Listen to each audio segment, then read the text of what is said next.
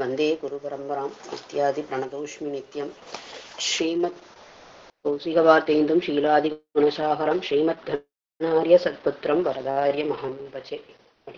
நமஸ்காரம். தமருகந்தது எவ்வுருவம் அவ்வுருவம் தானே அப்படின்னு பொய்கை ஆழ்வார் சாதிச்சார் இல்லையா? அதாவது அடியார்கள் அந்த திருவுருவத்தை தன் உருவமாக ஏற்றுக்கொண்டிருக்கும் அந்த எம்பெருமானுடைய அச்சா திருமேனிகளை சொன்னார். அந்த அச்சா திருமேனிகள் கொலுவீட்டிருக்கக்கூடிய அந்த திவ்ய தேசங்கள்ல விழாக்கோலம் பூண்டு எம்பெருமான அனுபவிக்கிறோம் இல்லையா? இப்படியாக இங்கேயும் என்ன பண்ண போறோம்? இன்னைக்கும் ஒரு பெருவிழாவை தான் நாம அனுபவிக்க போறோம். உங்க எல்லாரோடையும் சேர்ந்து இந்த 29, 30, 31 தேதிகள்ல ஒரு பெருவிழா நடக்க போறது. எங்க அப்படின்னோன்னா, அழகு கொஞ்சம் வயல்வெளிகள் கொண்ட சோழ வளநாடு சோறுடைத்து என்பதாக சோழ நாட்டு திவ்ய தேசம் ஒன்றில் நடக்க இருக்கிறது. அதை பற்றி அடியேன் செவியுற்ற விஷயங்கள், அனுபவித்த அனுபவங்கள் இவையெல்லாம் ஒரு சேர திரட்டி உங்களோடு இணைந்து சிறிது அனுபவிக்கலாமே. அதை கூடியிருந்து குளிர்தல் தான் நம்ம வைணவ மரபு. இப்படி எண்ணி இங்கு வந்து அடியார்கள் குழாங்களோடு கூடியிருக்கிறேன். தாயார் பெருமாள், ஆழ்வார் ஆச்சாரியர்கள், அஸ்மத் ஆச்சாரியர் அனுகிரகத்தை பிரார்த்தித்து கொண்டு யதாமதி யதாசக்தி முயற்சிக்கிறேன். பிழைகளை சமிக்க பிரார்த்திக்கிறேன். அடியேன் எம்பெருமான் நாராயணன் மீது ஆழங்கால் பட்டவர்கள் ஆழ்வார்கள் பன்னிருவர் அப்படின்னு நம்ம எல்லாருக்குமே தெரியும் இல்லையா? இவர்கள் பாடிய இந்த திருத்தலங்கள் தான் நம்ம வைணவ சமயத்துல என்ன பண்ணலாம், திவ்ய தேசங்கள் அப்படின்னு அழைக்கப்படுகிறது. அத்தகைய அந்த திவ்ய தேசங்கள் 108 அப்படின்னு நமக்கு தெரியும். அதுல 40 திவ்ய தேசங்கள் சோழ நாட்டு திருப்பதிகள். அதில் தீரணிந்த மணிமாடம் திகழ் நாங்கூர், மண்ணு புகழ் வேதியர்கள் மலிவெய்து நாங்கூர், மண்ணுளார் புகழ் வேதியர் நாங்கூர் அப்படின்னு சிறப்பை பெற்ற அந்த திருநாங்கூர் திருப்பதிகள் க்ஷேத்திரத்தை 11 க்ஷேத்திரத்தையும் மாறன் பணித்த தமிழ்மறைக்கு மங்கையர்கோன் ஆரங்கம் கூற அவதரித்த கார்த்திகையில் கார்த்திகை நாள் அப்படின்னு மணவாள மாமுனிகள் தன்னுடைய பிரபந்தத்துல பெருமையா அருளி செய்த ஆழ்வார், கடைக்குட்டி ஆழ்வார்னு சொல்லப்படுறவர். இந்த 11 திவ்ய தேசத்து எம்பெருமான்களையும் ஒன்னு சேர எழுந்தருள பண்ணி மங்களாசாசனம் பண்ணக்கூடிய ஒரு பெரு விழாவை பத்தி தான் இன்னைக்கு அடியேன் தாயார் பெருமாள் கிருபா கடாட்சத்தாலையும் ஆழ்வார் ஆச்சாரியர்களோட அனுகிரகத்தாலையும் அஸ்மத் ஆச்சாரியர் இளையவெள்ளி பாலதன்வி ஸ்ரீ ஊவே வரதாச்சாரியார் சுவாமி திருவடி வளத்தாலும் உங்களோடு இணைந்து அனுபவிக்க நாங்கூர் கருட சேவையை பத்தி யதாமதி யதாசக்தி கூற விளைகிறேன். விடைகளை சன்னித்தருள பிரார்த்திக்கிறேன். தையில் மகமென்னு தாரணீர் ஏத்தம்னு சொல்லும்படிக்கு திருமலிசையாழ்வார் அவதரிச்சார் இல்லையா இந்த தை மாதத்துல? அவ்வாறு ஏற்றம் பெற்ற இந்த தை மாதத்து அமாவாசை கழிந்து பிரதம அன்றும் அதுக்கு அடுத்த நாளும் இந்த திருநாங்கூர் திருப்பதியில நடக்கக்கூடியதான கோலாகல திருவிழா தான் அந்த 11 கருட சேவை திருவிழா. இந்த 11 கருட சேவையும் மணிமாட கோவில், அதாவது நாராயண பெருமாள் கோயில் அப்படின்னு சொல்லப்படுறது பேச்சு வழக்குல. இந்த கோயில்ல தான் நடக்கும். எல்லா பெருமாள் இந்த கோவில்ல தான் எழுந்தருள்வர். இவர்களை மங்களாசாசனம் பண்றதுக்காக திருமங்கை ஆழ்வார் எழுந்தருள்வார். அதுக்கப்புறம் ஆழ்வார மங்களாசாசனம் பண்றதுக்காக மணவாள மாமுனிகள் எழுந்தருள்வார்.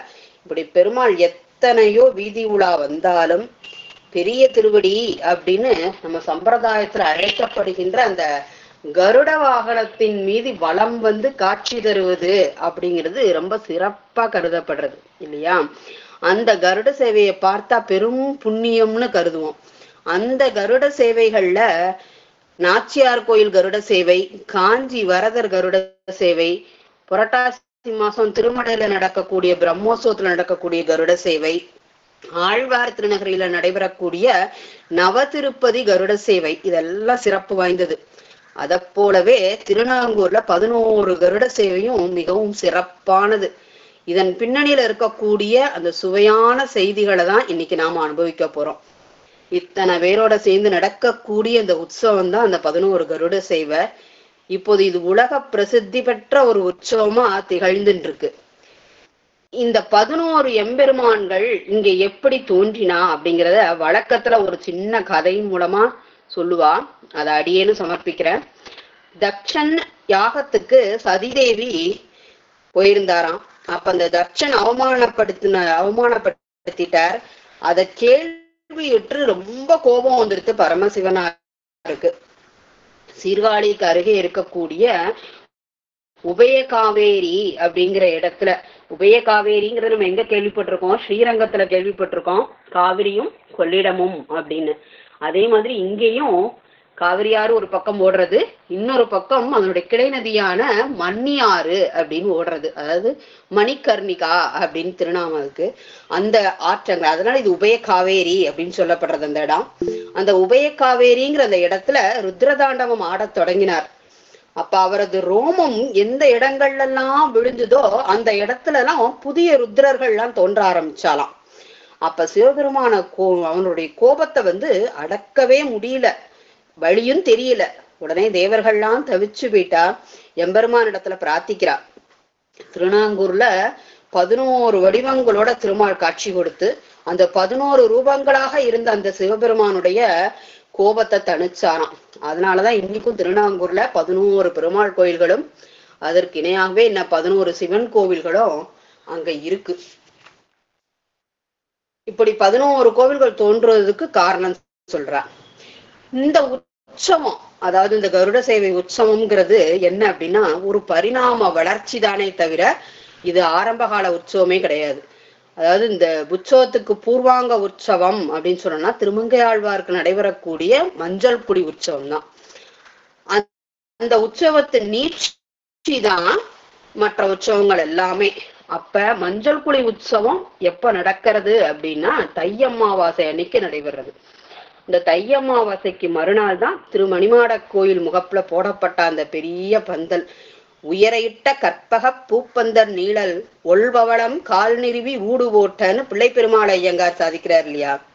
அது மாதிரி கற்பகச்சோலை போல உயரமாக அமைக்கப்பட்ட அந்த பெரிய பந்தளி நிழலில் அப்படியே ஒளி வீசுவான அந்த இதெல்லாம் தூண்கள் போல அந்த சட்டங்கள் எல்லாம் எப்படி இருக்கும்னா அவ்வளோ அழகா இருக்கும். அந்த பந்தல்ல எம்பெருமான் அப்படியே அந்த இடத்துல எழுந்திருள்வார். ஆழ்வார் அந்த திவ்ய தேசத்து எம்பெருமான்கள் எல்லாரையும் மங்களாசாசனம் பண்ணுவார். அது நடக்கிறது. அன்னைக்கு சாயந்தரம் தான் 11 திவ்ய தேசத்து எம்பெருமான்களும் திருமஞ்சனம் நிறைவு பெற்று கருட சேவை சிறப்பா நடக்கும். இந்த உற்சவத்தை, இந்த கருட சேவை உற்சவத்தை 3 பகுதியா பிரிச்சுட்டு அடியேன் சொல்றேன். முதல் பகுதி மஞ்சள் குழி உற்சவம், 2வது பகுதி ஆழ்வார் மங்களாசாசன உற்சவம், 3வது கருட சேவை உற்சவம்.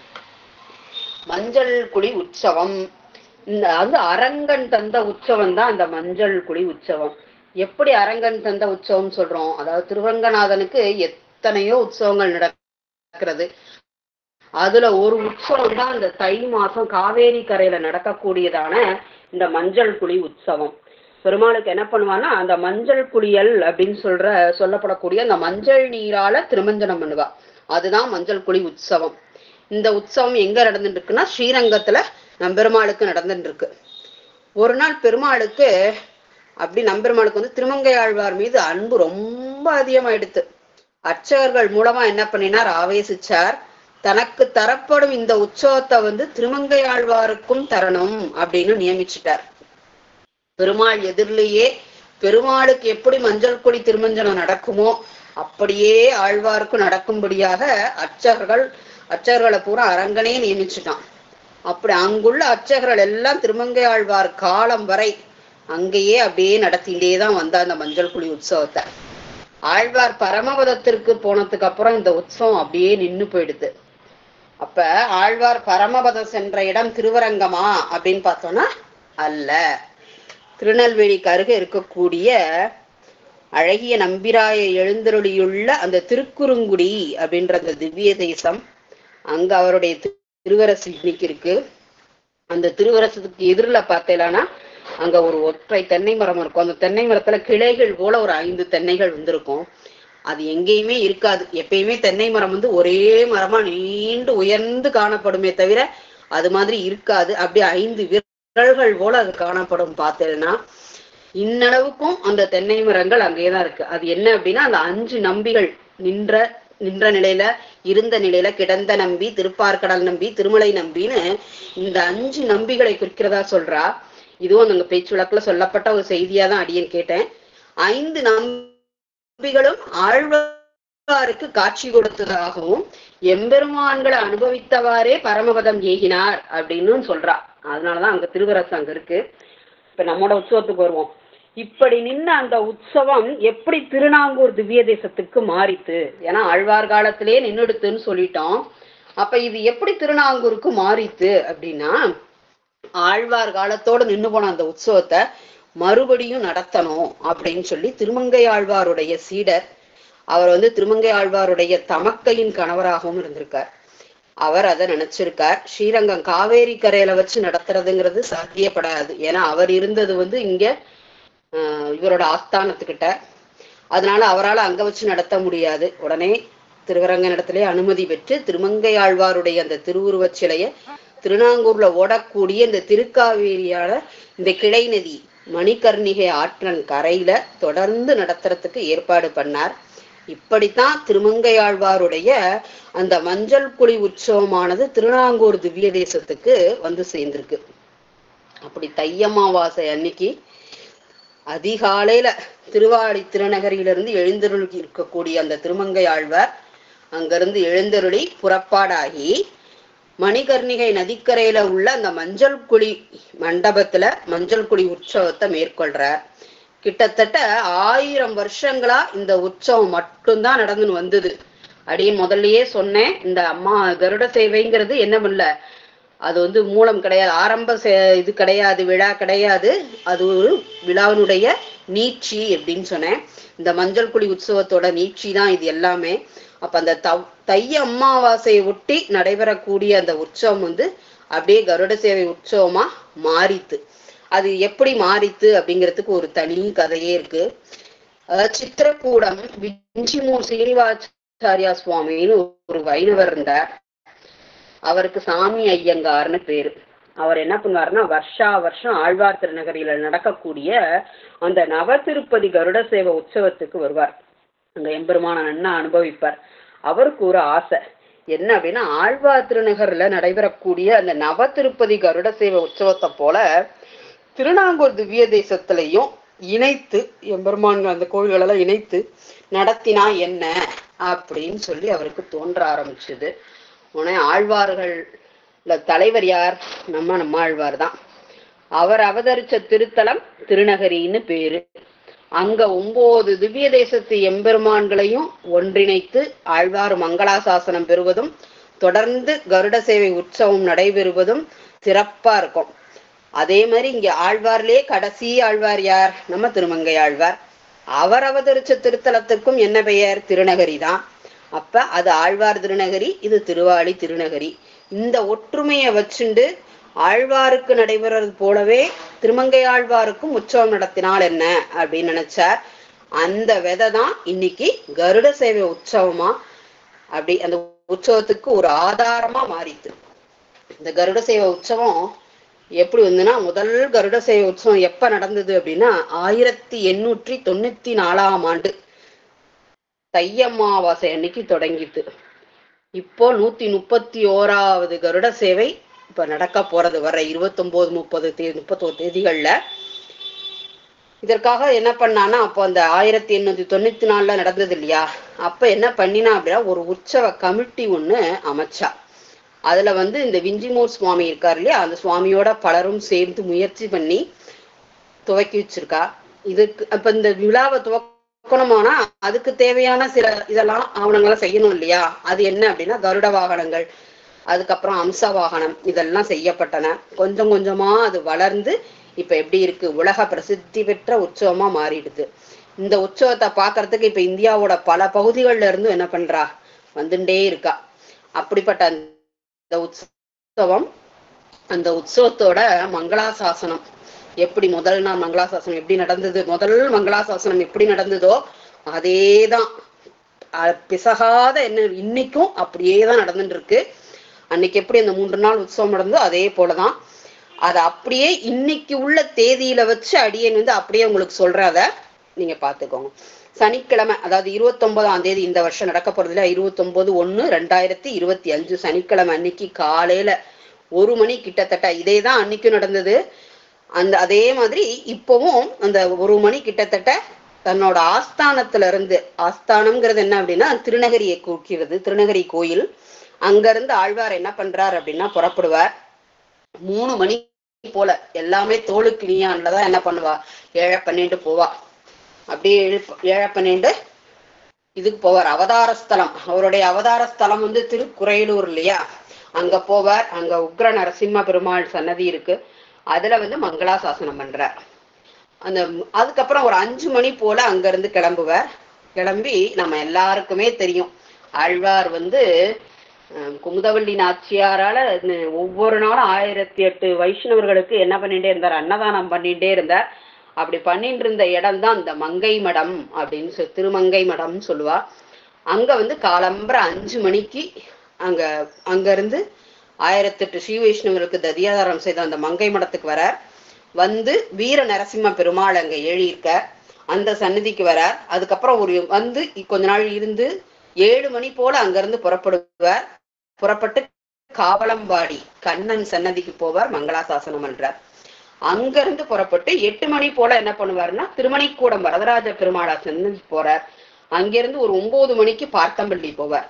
போய் கண்ணனை மங்களாசாசனம் பண்றார். இந்த பார்த்தம்பள்ளிக்கு என்ன ஒரு விசேஷம் அப்படின்னா, ஆழ்வார்கள் எல்லாரும் எப்படின்னா ஞானத்தில் தன் பேச்சு, பிரேமத்தில் பெண் பேச்சு அப்படின்பார். அது மாதிரி அந்த பெண் பாவனைக்கு மாறின உடனேயே ஆழ்வார்கள் எல்லாம் அப்படியே தன்னை பெண்ணாவே நினைச்சு இந்த பரமபக்தி மேலிடும் போது தன்னை தானே பெண்ணாகவே நினைச்சுட்டு எம்பெருமானோட உரையாட ஆரம்பிச்சிருவா. அது மாதிரி பண்ண தளம் தான் என்ன அப்படின்னு அவர் பாடின அந்த பாசுரங்கள் முழுக்கவே பெண் பாவனையில தான் இருக்கும். எடுத்து பார்த்தேன்னா தெரியும் பார்த்தம்பள்ளி பாசுரங்களை. அங்க அப்படியே இருப்பார். அவர் அங்க சேவிக்கும் போது பார்த்தேன்னா அப்படியே இருக்கும் அவர் முகம், அப்படியே அந்த இதோடயே தெரியும், நமக்கு நன்னாவே தெரியும், அனுபவிச்சு பார்க்கும்போது அது நன்னா தெரியும். அப்படிப்பட்ட அந்த திவ்ய தேசம் தான் அந்த பார்த்தம்பள்ளி திவ்ய தேசம். அங்க வந்து ஏழுவர் ஏழு மங்களாசாசனம் ஆறுது. அதுக்கப்புறம் அங்க இருந்து புறப்பட்டு என்ன பண்ணுவார்னா 1 மணி போல திருநாங்கூர் மணிக்கர்ணிகை அந்த ஆற்றங்கரை இருக்கு இல்லையா, அங்க வருவார். அந்த மஞ்சக்குழி மண்டபத்துக்கு எழுந்தருள்வார். அந்த மஞ்சக்குழி உற்சவம் அப்பதான் நடக்கும். கிட்டத்தட்ட பகல் 1 மணிக்கு தான் அங்க நடக்கும்.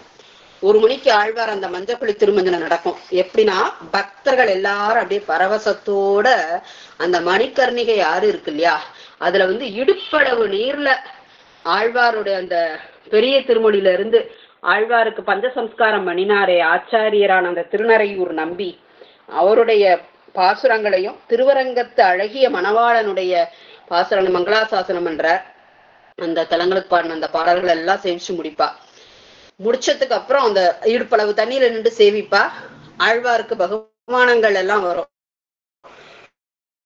எப்படின்னா முதல்ல திருவரங்கம் அந்த இதெல்லாம் தான் வரும். அதுக்கப்புறம் நாச்சியார் கோவில் இது கொண்டு வரப்படும். அதாவது மாலை, பீதாம்பரங்கள், பரிவட்டம் இதெல்லாம் ஆழ்வாருக்கு மரியாதையா செய்யப்படுமுங்க. இங்க ஒரு இது என்னன்னு பார்த்தேன்னா, பாசுரங்கள் பாடும்போது என்ன பண்ணுவா அப்படின்னா முதல்ல நம்பியினுடைய பாசுரத்தை தான் சாதிப்பா. அதுக்கப்புறம் தான் இவருடைய இதை மங்களாசாசனம் பண்ணுவா, திருவரங்கம் எம்பெருமான. ஆனா பகுமானம் சாதிக்கும் போது என்ன பண்ணுவான்னா முதல்ல திருவரங்கத்து எம்பெருமானுடைய இதை சாதிச்சு அதுக்கப்புறம் தான் நம்பியினுடைய இதை சாதிப்பா. ஏன் அப்படின்னா இந்த உற்சவத்தை கொடுத்தவரே யார்தான் நமக்கு, அரங்கன் தான் இல்லையா, அரங்கன் தந்த உற்சவம் இல்லையா, அதனால அவருடைய மரியாதைகள் தான் முதல்ல போகும். முதல்ல அங்க ஏன் முதல்ல நம்பியோட சாதிச்சானா அவர் ஆச்சாரியருங்கிறதுனால முதல்ல நம்பியோட மங்களாசாசனம் பண்ணிட்டு திருவரங்கம் கோவில் இது மங்களாசாசனம் ஆகும்.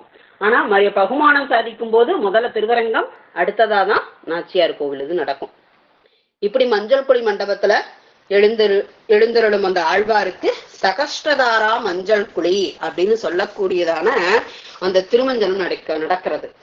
சகஸ்ரதாரா அப்படின்னு அந்த தட்டு, அந்த தட்டோட பேர் அந்த தாரை அப்படின்னு தட்டுல ஆழ்வார் வழிபட்ட, அதாவது எம்பெருமான் திருவாராதன பெருமாள் இருப்பார் இல்லையா, ஆழ்வாருடைய திருவாராதன பெருமாள் வந்து யார் அப்படின்னா சிந்தனைக்கு இனியான். அந்த சிந்தனைக்கு இனியான அந்த சகஸ்ரதார தட்டுல ஏழ பண்ணிருப்பா.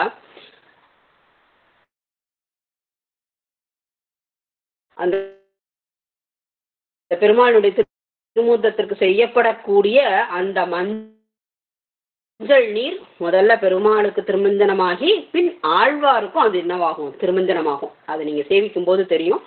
அதுக்கு பிறகு திருப்பாவ சாத்துமராகி ததியாராதனை எல்லாம் நடக்கும். மஞ்சள் குழி மண்டபத்துல கிட்டத்தட்ட 5 மணி வரைக்கும் மஞ்சள் குழி மண்டபத்திலேயே தான் இருப்பார். அங்க தாராளமா என்ன பண்ணலாம், ஆழ்வார நல்லா சேவிக்கலாம். 5 மணிக்கு மஞ்சள் குழி மண்டபத்துல இருந்து புறப்படுவார். விடிய விடிய எத்தனையோ திவ்ய தேசங்கள் ஃபுல்லா அங்க இருக்கக்கூடிய அந்த திவ்ய தேசங்களுக்கு எல்லாம் போய் அந்தந்த பெருமாளை தமிழ் பாசுரங்களால போற்றி பாடுவார். ஆழ்வார் கூடவே என்ன பண்ணுவான்னா அத்தனை பக்தர்களும் தூக்கத்தெல்லாம் பொருட்படுத்தவே மாட்டார். அந்தந்த சன்னதிகளுக்கு போவா. இது ரொம்ப சிறப்பா நடக்கும். காரணம் என்ன கேட்டாலும் ஆழ்வார் வந்ததுக்கு அப்புறம் தான் நடைய சாத்துவா. அது வரைக்கும் சாத்தவே மாட்டா. அதனால எல்லா பெருமான்களையும் என்ன பண்ணலாம், அழகா போய் சேவிச்சுட்டு வரலாம். ஆழ்வார் அப்படியே வரிசையா ஒவ்வொரு பெருமாளையா மங்களாசாசனம் பண்ணுவார். அப்படி வருவார். திருநாங்கூர் மணிமாட கோவிலுக்கு வருவார். அங்கதான் நமக்கு என்ன நடக்க போறது, கருட சேவோத்சவம் நடக்க போறது. அங்க இருக்கக்கூடிய அந்த நாராயண பெருமாள் சன்னதிக்கு வந்துட்டு அங்க மங்களாசாசனமாகி புருஷோத்தமன் சன்னதி, வைகுந்தநாதர் சன்னதி, செம்பொனரங்கர் சன்னதி, பள்ளிகொண்ட பெருமாள் சன்னதி, குடமாடு கூத்தர் சன்னதின்னு போய் மங்களாசாசனம் பண்ணிட்டு திரும்பவும் என்ன பண்ணிடுவார், மணிமாட கோவிலுக்கே வந்துடுவார். வரும்போது பார்த்தீங்கன்னா காலம்பரம் 4 மணி ஆயிடும். அப்ப காலையில 4:30 மணிக்கு என்ன நடக்கும், அர்த்தஜாம பூஜை நடக்கும். அதுக்கப்புறம் அந்த அர்த்தஜாம பூஜை முடிஞ்சு ஆழ்வார் இந்த வடுக நம்பி மண்டபம் அப்படின்னு சொல்லி அங்க பக்கத்திலே இருக்கு. எங்க இருக்குன்னா அந்த நாராயண பெருமாள் கோவில் பொய்கை இருக்கு இல்லையா, அதுக்கு எதிரில கொஞ்சம் சைட்ல மேற்கு பக்கமா இருக்கும்னு நினைக்கிறேன். அந்த இடத்துல அந்த மண்டபம் இருக்கு. அந்த வடுக நம்பி மண்டபத்துலதான் ஆழ்வார் எழுந்தருளி இருப்பார். திருப்பி கார்த்தால என்ன பண்ணுவார் அப்படின்னா ஒரு 9 மணிக்கா மண்டபத்துல இருந்து இங்க மணிமாட கோவில் மண்டபத்துக்கு எழுந்தருள அந்த ஆழ்வாருக்கும் பெருமாளுக்கும் திருப்பாவ சாத்துமுறை எல்லாம் ஆகும். மங்களாசாசனம் நடக்கும். முத்துடை தாமம் நிறைதாழ்ந்த பந்தல் அந்த மணிமாட கோயில் புஷ்கரணிக்கு முன்னால அப்படியே அழகா அலங்கரிக்கப்பட்டிருக்கும். பகல் 1 மணி அந்த பந்தலுக்கு திருநாங்கூர் 11 திவ்ய தேசத்து எம்பெருமா உற்சவமூர்த்திகளும் ஆழ்வாரோட தமிழை கேட்கணும் அப்படின்னு அத்தனை பேர் அங்க எழுந்தருள்வார். அப்போது நாராயண பெருமாள் என்ன பண்ணுவார்னா, அதாவது இப்போ நம்ம ஆத்துல ஒரு ஃபங்க்ஷன் நடக்குதுன்னு வச்சுக்கோங்க, முதல் நாள் போய் நம்ம கூட்டிட்டு வந்திருப்போம். அது மாதிரி ஆழ்வார் போய் எல்லாரையும் மங்களாசாசனம் பண்ணி எங்க வாங்கோ ஆத்துக்கு அப்படின்னு கூப்பிட்டு வந்துட்டார். இப்ப நாராயண பெருமாள் என்ன பண்றார், அவர் தான் வீட்டு தலைவர் இல்லையா, அந்த ஃபங்க்ஷன் நடக்கிறதே அங்கதானே. சோ அவர் தான் வீட்டு தலைவர் மாதிரி. அப்ப அவர் என்ன பண்றார், நம்ம ஆத்துல ஒரு ஃபங்க்ஷன் நடந்தா எப்படி நம்ம வாசல்ல போய் எல்லாரையும் வாங்கோ வாங்குவோன்னு அந்த முகமலர்ச்சியோட வரவேற்போமோ அது மாதிரி எதிர்கொண்டு போய் என்ன பண்ணுவார், வரவேற்ப. இத என்ன பண்ணுவார்னா அவரோடையே இந்த புருஷோத்தமன் சன்னதியில இருக்கக்கூடிய அந்த மணவாள மாமுனிகளும் சேர்ந்து எழுந்தருள்வார். ஏன் அப்படின்னா மாமுனிகள் இந்த விபவ தசையில இந்த உற்சவங்களெல்லாம் சேவிக்க முடியலையேன்னு அவருக்கு ஒரு வருத்தம். அது மட்டும் இல்லாம ஆழ்வார் மீது அவருக்கு ரொம்ப பிரீத்தி. அதனாலதானே அவர் ஆழ்வாருக்கு வடிவழகு சூனிகையே பாடினார். இப்படி மாமுனிகள் எம்பெருமான்கள் எல்லாரையும் பாக்குறதுக்காக என்ன பண்ணுவார், அங்க எழுந்தருள்வார். இப்படி எல்லாம் அந்த 11 திவ்ய தேசத்து எம்பெருமான்களையும் அப்படியே வரவேற்பா. இப்படி ஒரு சேர 11 எம்பெருமான்களும் ஒரே இடத்துல தரிசனம் செய்யக்கூடிய வாய்ப்பு வேற எப்பயுமே கிடைக்காது. ஆழ்வாரும் குமுதவள்ளி நாச்சியாரோட பந்தலுக்கு எழுந்தருள் இருப்பார். எப்படி நடக்கும் தெரியுமா, 2 மணி மங்களாசாசன நிகழ்ச்சி ஸ்டார்ட் ஆயிடும். அப்படியே பாக்குறதுக்கு ஒரு கண்கொள்ளா காட்சியா இருக்கும். ஒவ்வொரு திவ்ய தேசத்து எம்பெருமான்களும் அப்படியே ஆழ்வார் முன்னாடி நிற்பா. எதிரில நின்று ஆழ்வார் குமுதவள்ளி நாச்சியாரோட என்ன பண்ணுவார்னா கைகளை நன்னா கூப்பிண்டு அப்படியே வலம் வருவார். வலம் அந்த பெருமாளுக்குரிய அந்த பாசுரங்கள் அங்க பாடப்படும். அதாவது மங்களாசாசனம் முடிஞ்சதும் ஒரு ஆரத்தி எடுப்பா. உடனே பெருமாள் ஆழ்வாருக்கு தன்னோட மாலை பரிவட்டம் சடாரின்னு அந்த மரியாதைகள் எல்லாத்தையும் கொடுப்பார். அதுக்கப்புறம் அந்த பெருமாள் என்ன பண்ணுவாருன்னா மேளதாளத்தோட அப்படியே அந்த மணிமாட கோவில் மண்டபத்துக்கு உள்ள விடுவார்.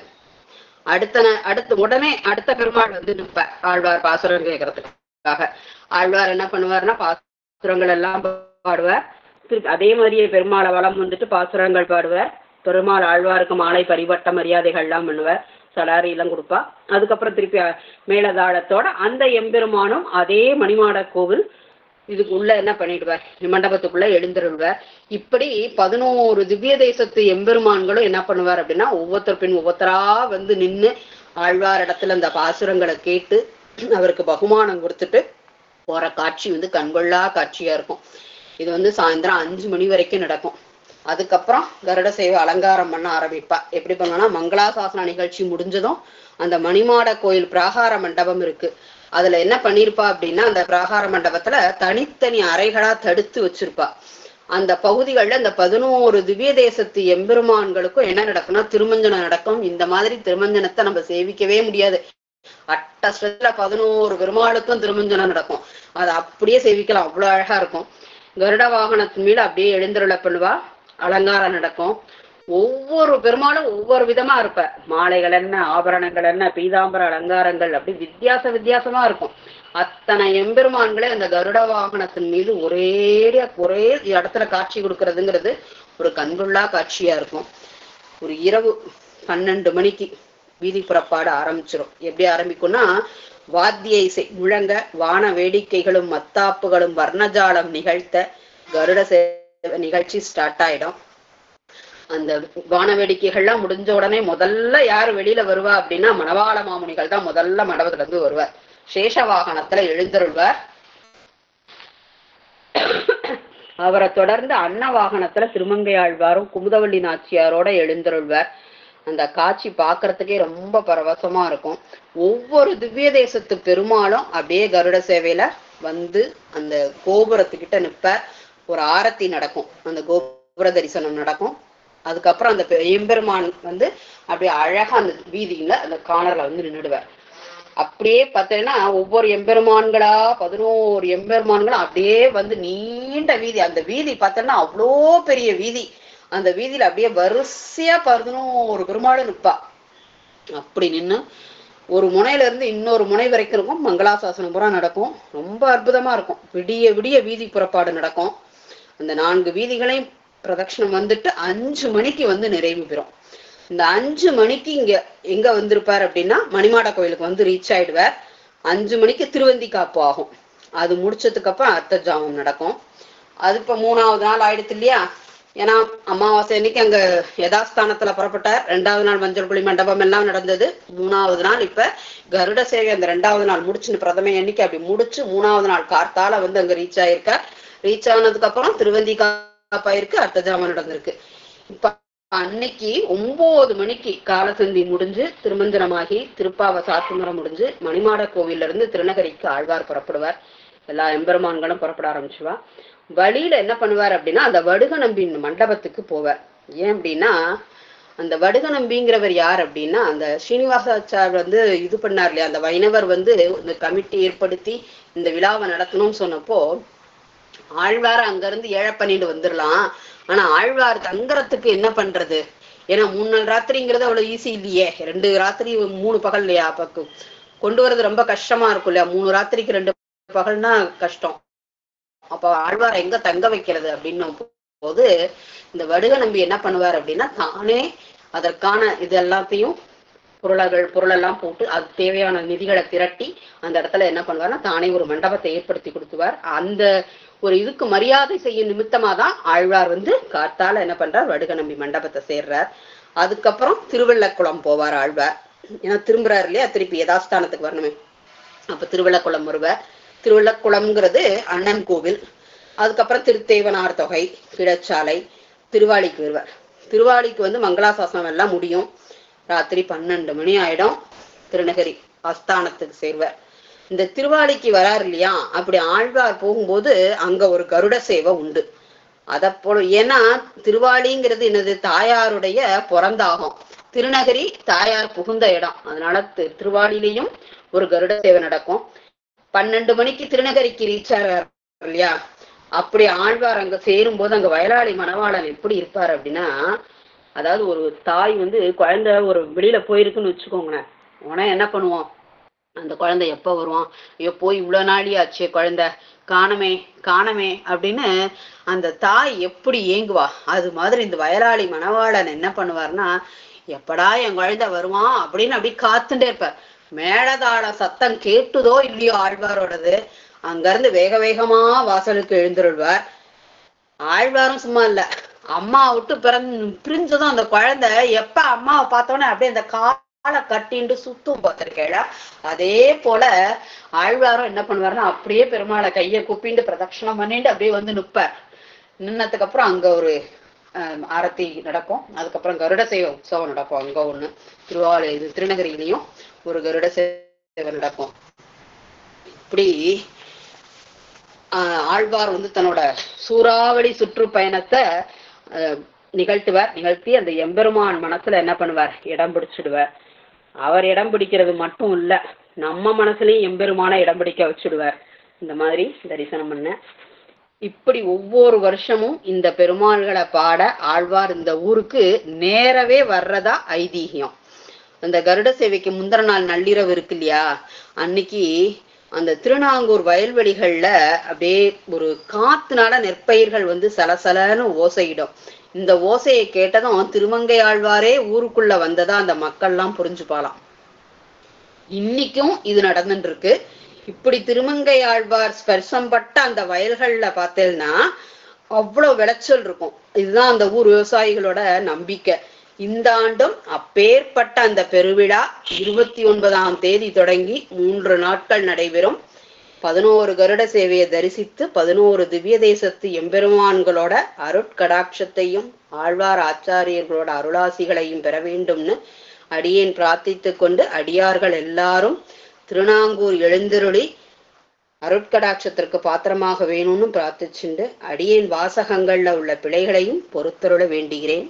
அடியேன் தாசியை. அடியேன்.